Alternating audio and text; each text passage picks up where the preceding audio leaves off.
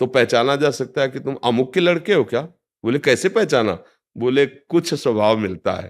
तो जैसे हमारे अंशी जो हैं प्रभु, वो अविनाशी हैं। तो हमारे अंदर एक चाहत है कि मैं मरूं नहीं कभी, है ना? सबके अंदर है ना, मैं मरूं नहीं, इसका मतलब मैं प्रभु का अंश हूं।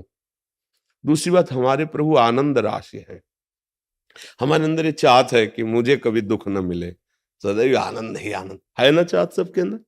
तो हम है ना प्रभु के अंश। तीसरी बात है कि हर परिस्थिति में मैं शांत रहूं, नहीं, शांति में। ये दुनिया प्रपंच छोड़ो, कुछ मिनट तो यार शांत रहने दो। शांति की चाह है, क्योंकि हमारे जो प्रभु है ना, शांताकारम, तो है ना हम प्रभु के, क्योंकि हमें शांति चाहिए। चौथी बात, हम सबसे बड़े बनना चाहते हैं, नहीं बनना चाहते। विद्वान तो सबसे बड़े विद्वान, पहलवान तो सबसे बड़े पहलवान, और चोर तो सबसे बड़े चोर, हिंसक तो सबसे बड़े हिंसक। मतलब जो जहां है वो सबसे बड़ा बनना चाहता है। क्यों? क्योंकि सबसे बड़ा जो है उसका वो बच्चा है प्रभु का, अजय अविनाशी अद्वितीय, उसी का वो अंश है, इसलिए उसके अंदर आता है मैं सब पर विजय पाऊं, जिस डिपार्टमेंट में हूं जाऊं, सबसे बड़ा बन जाऊं। ये कुछ लक्षण ऐसे बताते हैं कि तुम प्रभु के अंश हो। बोलो सबकी मांग है ना, ये पूरा प्रयास इसी के लिए है कि नहीं? ये चार बातें अपने जीवन में देखो, सबका प्रयास, विद्वान मूर्ख बेविचारी इंद्रिय जीत, जो भी जहां भी जैसा भी, ये चार बातें सबकी मांग है।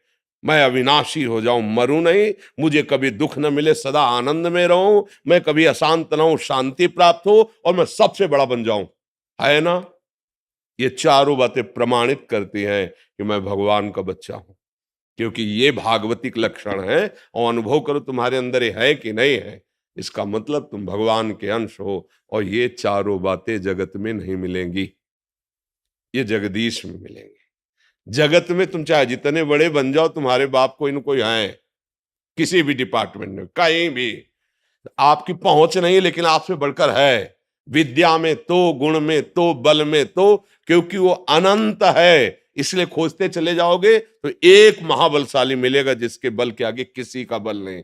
जाके बल लवलेस थे जीते चराचर धार, वो प्रभु जिसके एक लव मात्र बल से चराचर जगत पर विजय प्राप्ति की। अरे दस्कंदर, मैं उनका दास हूं जिनकी प्रिया का अपहरण करके तू लाया है। वो महाबल, वो महाज्ञान समुद्र, वो महारूप समुद्र, जो भी जैसे भी, हमारा परम लक्ष्य है भगवान की प्राप्ति। ज्ञानी जन जिसे आत्मा कहते हैं, योगी जन उसे परमात्मा कहते हैं, भक्त जन उसे भगवान कहते हैं, प्रेमी जन उसे अपने प्यारे लाडिले कहते हैं। उनके ये सब शब्दावली हैं। जिस रूप में चाहो, जैसे चाहो, ये यथा माम प्रपद्यन्ते तास तथैव भजामि। जैसे ये भगवान का प्यार देखो, जैसे चाहो। तो आज चाह रहे हो ना पत्नी रूप में, वही बना है, पुत्र रूप में वही बना है, जो तुम दृश्य देख रहे हो भेद में, वही बना हुआ है। मत्ता परतरम नान्यत् किंचित् अस्ति धनंजय, मैं ही मैं हूं, मैं ही मैं। अब बस ये कि तुम चाहते क्या हो।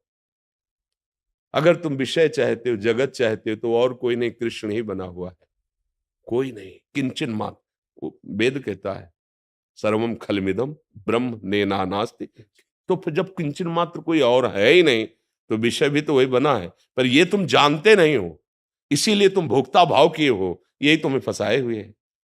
इसलिए मन वचन कर्म से गुरुजनों का आश्रय लेकर उनके अमृतमय वचनों का हम आदर करते हुए श्रवण करें, मनन करें और आचरण में उतारें, तो परम लक्ष्य की प्राप्ति निश्चित, क्योंकि वो है, प्राप्त है, केवल अनुभव करना है। सच्ची बात, उसको उपजना नहीं, कोई साधना की उपज नहीं, परमात्मा ज्ञान या परमात्मा प्रेम वो है। जैसे प्रेम है, वही प्रेम हमारा देह में है, देह संबंधियों में है, भोगों में है। भगवान का प्रेम कैसे जागृत होता है? सबकी ममता ताग बटोरी, वो मम पद मन बांध बटोरी, वही प्रेम है ना। वही बिखर गया असत में तो राग कहा गया, मोह कहा गया, आसक्ति कही गई। लेकिन वही समिट गया प्रभु की तरफ तो अनुराग कहा गया, प्रेम कहा गया। कोई अलग चीज नई उपजती नहीं साधना से। जो तत्व ज्ञान है, जो तत्व है, जिसको हम भूले हुए हैं, उसी की स्मृति आ गई। नष्टो मोहा स्मृति लब्धा तत्प्रसादान में, कोई नई चीज तो नहीं हुई ना। पूरी गीता सुनने के बाद कोई नई चीज उपजी क्या? नहीं, जो अंधकार कोहरा था भगवान के वचन रूपी सूर्य के प्रकाश से नष्ट हुआ, तो स्मृति हो गई। किसकी? अपनी स्मृति हो गई, अपने स्वरूप की पूर्व स्मृति से ही विद्यमान थी, है। जो पूर्व से ही विद्यमान थी, हाँ, उसकी स्मृति उसकी स्मृति, उसी का अनुभव हो गया। साधना से कोई नई वस्तु प्राप्त नहीं होती है।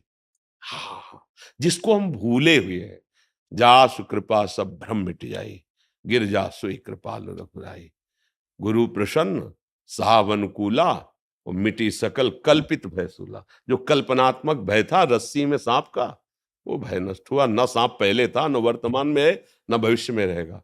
केवल माना हुआ हमारा भय वो छूट गया, वो रस्सी ही थी। ऐसे ही जैसे स्वर्णकार कुंडल के अलग पैसे नहीं देगा, हार के अलग पैसे नहीं देगा, कंगन के अलग पैसे नहीं देगा, वो वजन में सोने के पैसे देगा। कितना सोना है? 5 तोला। बोले कंगन अलग है, हार अलग है, अंगूठी हमको इससे मतलब नहीं है, हमको सिर्फ स्वर्ण से मतलब। हमारे तराजू में स्वर्ण है और उसकी पेमेंट लो, क्योंकि वो स्वर्ण देखता है, आकार नहीं देखता। ऐसे ही जो ज्ञानी है वो शव में एक तत्व देखता है। जितने भी कुंडल कंकण आदि बने हुए हैं वो स्वर्ण ही है। ऐसे ही जड़ चैतन्य जो भी बना हुआ है वो परमात्मा ही है। ऐसा बोध हो गया, वो जीवन मुक्त हो गया। जीवन मुक्तता ही, भगवत प्रेम ही इस जीवन का चरम लक्ष्य है। और उसकी प्राप्ति, जो विस्मृत है उसकी स्मृति, जो स्मृति में उसकी विस्मृति। हम संसार के सन्मुख है, स्वरूप से बेमुख है, प्रभु से बेमुख है। अब थोड़ा उल्टा होना पड़ेगा, प्रभु के सन्मुख, संसार से बेमुख। हम प्रभु को साधन बनाए हुए हैं, साध्य विषय को बनाए हुए हैं। थोड़ा उल्टा कीजिए, साधन विषय बना लीजिए, साध्य प्रभु बना लीजिए, नियाल हो जाएंगे। जहां है वही भगवत प्राप्ति हो जाएगी। जी।